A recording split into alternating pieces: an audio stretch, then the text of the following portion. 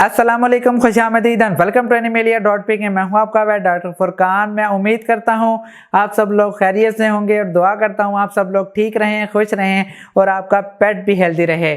आज बहुत ज़्यादा इंपॉर्टेंट टॉपिक के बारे में डिस्कस करेंगे। ख़ास तौर पे गर्मियों के अंदर अगर आपने अपनी कैट को शेव या ट्रिम करवाना है तो आपने किन किन बातों का ख्याल करना है, किस हालात में आप अपनी कैट को शेव करवा सकते हैं, ट्रिम करवा सकते हैं। इसके अलावा ये भी बताऊंगा कि हेयर कट्स की टाइप्स कितनी होती हैं और लास्ट में प्रिकॉशंस भी बताऊंगा कि आपने किन किन बातों का ख्याल करना है। डिटेल से डिस्कस करेंगे। उससे पहले प्लीज़ चैनल सब्सक्राइब कीजिए, बेल आइकन दबा दीजिएगा ताकि आपको पेट हेल्थ से रिलेटेड वीडियोज़ मिलते रहें। चलिए शुरू करते हैं।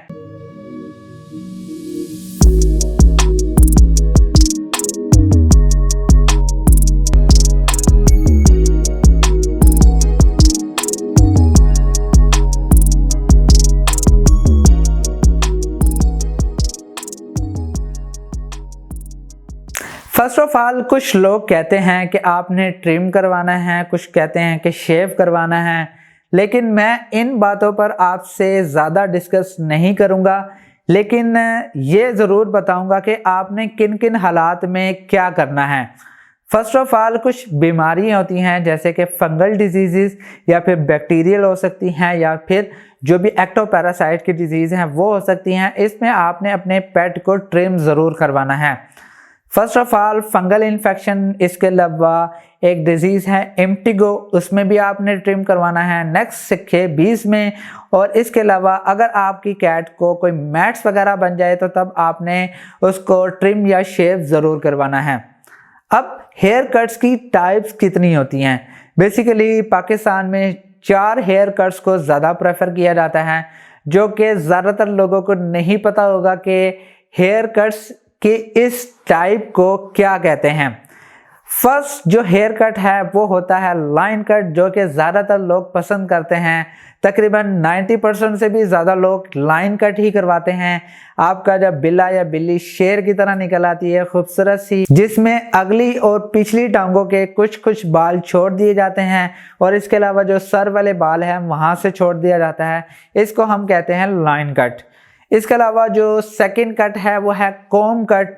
कॉम कट में तकरीबन आधे इंच तक बाल छोड़ दिए जाते हैं और तकरीबन 12 से 13 mm तक ये बाल बनते हैं। 12 mm की कॉम भी आती है। अगर आप किसी वेट या ग्रूमर के पास जाएं तो उनके पास 12 mm की एक मशीन होती है, उसके साथ कॉम लगी होती है, तो अगर उससे कट करें तो ये कॉम कट में आ जाएगा।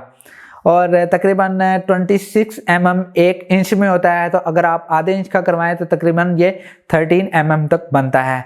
तीसरा कट है बेली शेव। बेसिकली बेली शेव इसलिए करवाई जाती है अगर आपकी फीमेल कैट प्रेग्नेंट है या वो अपने बच्चों को दूध पिला रही है तो बेली शेव को प्रेफर किया जाता है। क्योंकि अगर वैसे प्रेगनेंसी का एक तरीक़ाकार है, अल्लाह ताला की कुदरत है कि प्रेग्नेंट अगर फीमेल हो जाए तो उसके जो बेली वाले बाल है वो खुद ब खुद थिन होके गिर जाते हैं, लेकिन सम टाइम वो नहीं उतर पाते। अगर नहीं उतरे तो आप उसकी बेली शेव कर दें। अगर आपने बेली शेव करवानी ही है तो मैं आपको सजेस्ट करूंगा कि सर्दियों में ज़रूर करवाया करें। वो इसलिए कि ज़्यादातर लोग सर्दियों में अपनी कैट का ध्यान नहीं रखते, क्योंकि जो नीचे वाले बाल होते हैं वो थोड़े से कर्ल होते हैं, ख़ास तौर पे लॉन्ग हेयर कोट्स ब्रीड के अंदर। अगर आप उसकी बेली शेव करवा देंगे तो वो नीचे वाली जो जगह है वहाँ पर मैट्स बनने के चांसेस कम से कम होंगे। जो नेक्स्ट हेयर कट है वो है हाइजीन कट। ज़्यादातर जो ट्रिपल कोटेड कैट्स हैं उनके अंदर ये प्रॉब्लम ज़्यादा होता है। जब वो यूरिन या फीसिस वगैरह करती हैं तो वो जो फीसिस हैं उसके जो एनस वाले जगह के जो बाल हैं वहाँ पर फीसिस लग जाते हैं, जिसकी वजह से अक्सर बड़ी बुरी सी स्मेल आ रही होती है। अगर आप उसके एनस की जगह वाली साइड को कट कर दें तो उसको हाइजीन कट कहते हैं। अब बात करते हैं कि कुछ लोग कहते हैं कि शेव करवाना चाहिए या ट्रिम करवाना चाहिए, लेकिन मैं आपको सजेस्ट करूंगा कि आप ट्रिम करवाएं। शेव भी करवा सकते हैं, लेकिन शेव आपने बीमारी की कंडीशन में करवाना है, ख़ास तौर पे फंगल डिजीज़ के अंदर।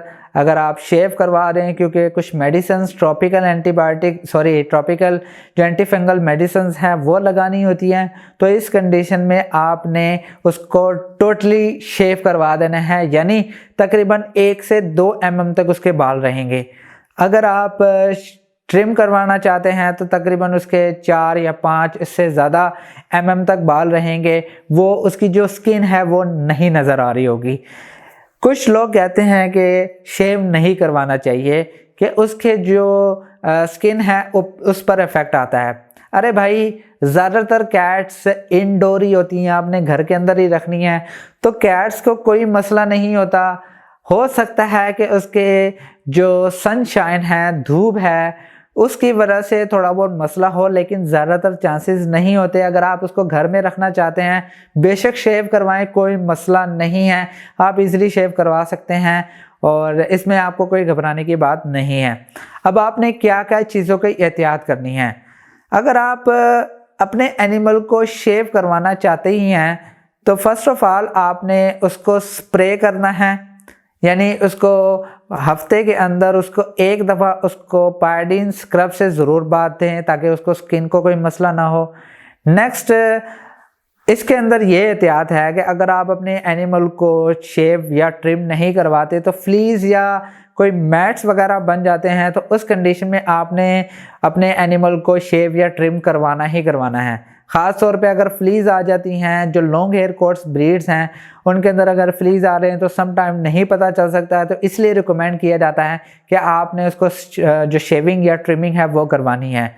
मैं उम्मीद करता हूं कि आपको सारे के सारे हेयर कट्स की टाइप भी समझ आ गई होंगी और ये भी समझ आ गया होगा कि आपने किस पोजीशन में, किस सिचुएशन में कौन सा ट्रिमिंग करवानी है, शेविंग करवानी है और किस बीमारी में आपने शेविंग या ट्रिमिंग करवानी है, ताकि आपके पेट की जो हेल्थ है वो बिल्कुल मेंटेन रहे।